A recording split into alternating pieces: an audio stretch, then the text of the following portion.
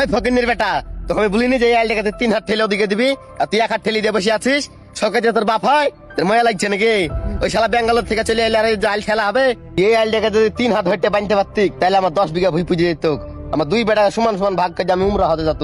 আর তুই আমার হজ আটকাচ্ছিস। তুই জানিস কত বড় পাপ কাজ করছিস? আচ্ছা হাজি সাহেব, আপনার তো মেলা জমি, তাও গরিব মানুষের আইল ঠেলে খাওয়া অভ্যাস আপনার এখনো গেল না? এই জমি এলা শওকাত আপনার অত্যাচার সহ্য না করতে পারে, আপনার সাথে ঝামেলা টামেলা যদি করে বা থানায় কেস করে, ওই ভয়ে আমি আইল ঠেলতে পারিনি। কি বললি? ওই সরকারের এত বড় সাহস! ও জানে না আমার ক্ষমতা? আমি আর আগে গ্রামে 3 বের প্রধান ছিল, এখন আমি এই গ্রামের সভাপতি আছি। এই গোটা গ্রামের বিচার আচার সব আমার হাত দিয়ে হয়। মসজিদের কেশিয়ার পর্যন্ত আমি আছি। আমার কাছে টাকার অভাব নাই, লোকের অভাব নাই। আর ওই শালা আমার নামে কেস করবে, আর কি জানের ময়া নাই? এত কিছু থাকার পরে আপনার লোভ তো কমে না? চুপ! কাজের লোকে আমার মুখের উপর কথা। একটা কাজ তো কাজে ঠিকঠাক হয় না। আমার নামাজ পড়ার টাইম হয়ে গেছে। আমি নামাজ পড়ে এসে জানে দেখতে পাই যদি সব কাজের 2 কাঠা জমি আমার ভিতরে হয়ে গেছে। লোকে তো আইল ঠেলে ঠেলে জমি দখল করে, ও আবার নামাজ পড়ছে।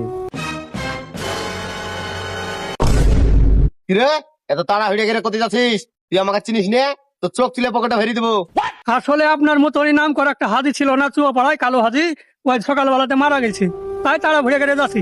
আরে, ও তো আমারই বন্ধু ছিল রে।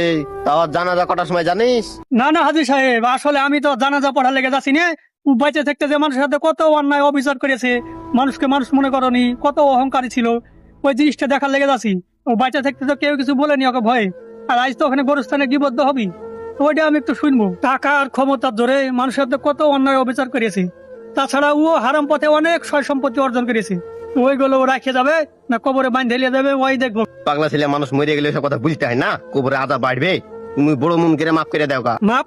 ও তো মরার আগে ভাবেনি যে আমি মানুষের সাথে এত জুলুম অন্যায় অত্যাচার করছি, মানুষ কি আমাকে মরার পরে মাফ করবে কি করবে না? তাছাড়া আমাদের যে 10 কাঠা জমি ছিল, ও আইল ঠেলতে ঠেলতে 5 কাঠা করে দিয়েছে। ওইলে আমার আব্বার সাথে একটু ঝামেলা হয়েছিল, আমার আব্বাকে পিটতে পিটতে মারে ফেলাইছে। আমার বড় ভাইকেও জেলে ভরে দিয়েছে মিথ্যে দোষ দিয়ে। আমি এইসব কথা বলার লেগে তো জানাজার ওখানে যাচ্ছি। আমাদের সংসারটাকেও তছনছ করে দিয়েছে, না জানি আরো কতজনের সংসারকেও তছনছ করেছে ক্ষমতার জোরে। তাই আজ আমি গোরস্থানে যেয়ে দেখবো ওর এত অহংকার, টাকা পয়সা, ক্ষমতা আজ কোথায় গেল।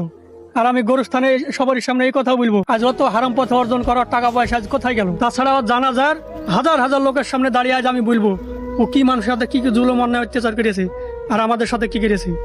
যদিও এই কথা বলা ঠিক না, তাও মানুষকে শিক্ষা দেওয়ার লাগে আমি অবশ্যই বলবো। মানুষকে মরার আগে অবশ্যই একবার ভাবা উচিত।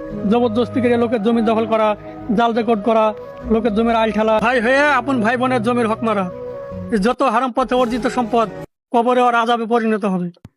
কথা আলা তো তুই ঠিকই বলেছিস রে। যা তাইলে এই শওকতের জমিটা যে আমাদের ভিতরে 1 হাত ঢুকিয়ে নিয়েছিলি, ওই আইলটা একবার সোজা করে বাঁধতে দে। আমার ভিতরে জানে 1 হাত না থাকে। আর বিকাল বেলায় চাহার দিকে আমার বেটে ডাকে পাঠাস। আর নাম মাঠে যে 1 বিঘে জমি জাল রেকর্ড নামে আমার নামে রেজিস্ট্রি করে নিয়েছিল, ওই জমিটা ওকে ঘুরিয়ে দিবো। আর আমার বড় ভাইকার বোনটাকে ডাকে পাঠাস। ওরা তো রাগ করে আমার সাথে কথা বলে না। মা মরার টাইমে জাল রেজিস্ট্রি করে আমার নামে টিপ মেরে জমি গেলা লিয়ে নিয়েছিল। তাই আমি ভাবছি যে জমি গেলা আবার বাপাস করে দিব। কি ব্যাপার হাজি সাহেব, ভূতের মুখে রাম নাম, পড়ে টেড়ে যে মাথায় বাড়ি টাড়ি লাগলো নাকি? আপনি ভুলভাল বলছেন। ভুল ভাল বকছি না রে, আমি মানুষের সাথে খুব অন্যায় করেছি, তাই নিজে নিজে শুধরানোর চেষ্টা করছি। তোকে তো 6 মাস ধরে বেতনটা দেওয়া হয়নি, তো আজ রাতে এসে নিয়ে যাস। আর তখন চড় মারালে ভুল টুল হইলে আমার ক্ষমা করে দিস। আচ্ছা ঠিক আছে হাজি সাহেব, এখন বাড়ি চলেন।